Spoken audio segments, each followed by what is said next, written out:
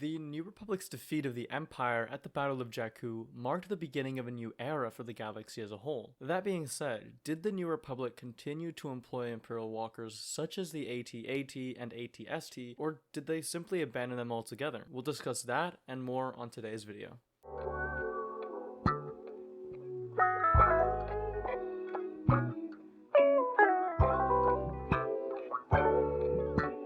Hey guys, this is Marcos, and welcome to this video. The Empire used an assortment of vehicles when it came to ground assault, such as the infamous AT-AT and its multiple variants, the AT-ST Scoutwalker, and other tracked or repulsor lift vehicles. Now, the Rebel Alliance, however, had to acquire vehicles by other means, other than the fresh out of the factory behemoths that the Tarkin Doctrine basically pushed out. It is of course important to remember that even by the time that the Galactic Civil War had gone full swing, the Rebel Alliance wasn't exactly sieging worlds and freeing them from the Empire. This would only really happen into the late war around the time of the Battle of Endor, in the canon continuity. All this taken into account, the rebels started with hit and run tactics, jumping out of hyperspace, hitting a target, and jumping out before the Empire could successfully mobilize against them. With the Battle of Yavin, however, this would be the turning point, where the galaxy finally saw that perhaps the Empire wasn't this endless and infinite force, causing that, Tarkin projection of fear and power to begin to crumble. Rebel groups would, however, use these ground vehicles for different purposes depending on the mission. AT-STs were particularly useful for surprise attacks due to their superior firepower in comparison to small rebel arms, and their smaller stature when compared to the tall AT-AT. And when you think about it, it really makes sense as to why a small and relatively weaker force when compared to the Empire would be reluctant to rely on such walkers. I mean, their primary focus is to be mobile enough not to be wiped out by the Empire.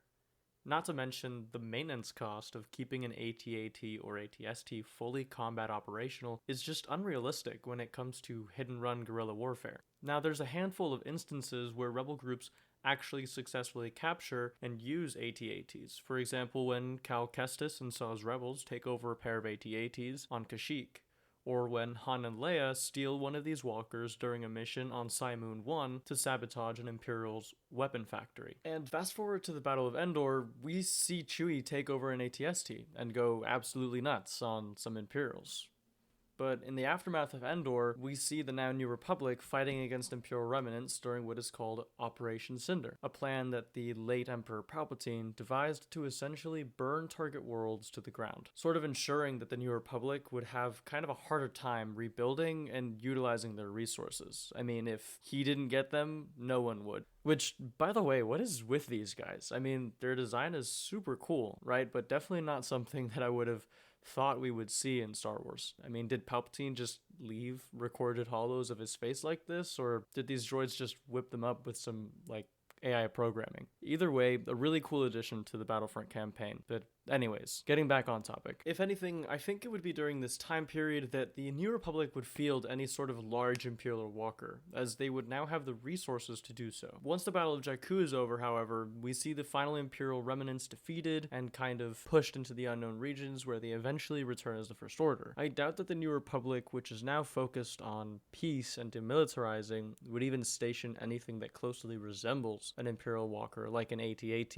on any of their member worlds. We know that in Legends, the Rebels and later New Republic would go on to use several Imperial cruisers and Star Destroyers for years after the Battle of Endor, even going as far as capturing a Super Star Destroyer and securing key victories with it. In Legends, we see much more of a drawn-out conflict between New Republic forces and several splinter groups of the Empire, whereas in canon, the Battle of Jakku marks the, quote, last battle, if you will. And for any of you out there who are familiar with Legends content, Jakku would essentially be like the final Imperial push into the core worlds, their sort of last stand, right? However, in shows like Ahsoka and The Mandalorian, we see a glimpse of what is happening to the defeated Imperial war machine. On both Coruscant and Corellia, Star Destroyers are being scrapped for their materials, similar to what the Empire did at the end of the Clone Wars on worlds like Braca and Ferrix. In fact, if we take a closer look at a specific episode in The Mandalorian in Season 3, The Convert, we'll see how deep anti-Imperial sentiment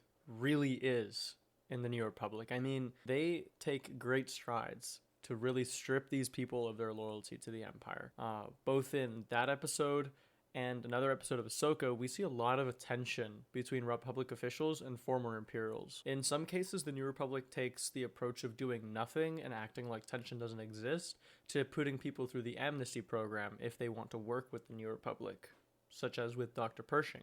And we saw how that kind of worked out. It really didn't in his case. But it really all boils down to this. The New Republic of the canon continuity wanted nothing to do with the Empire that it replaced, and so in rejecting its ideals and philosophy, the New Republic really focused on peace and maintaining order in a galaxy which suddenly had been thrown into chaos with the fall of the Empire. And unlike their predecessor, however, they would not have used Imperial warships or walkers as a means to create stability.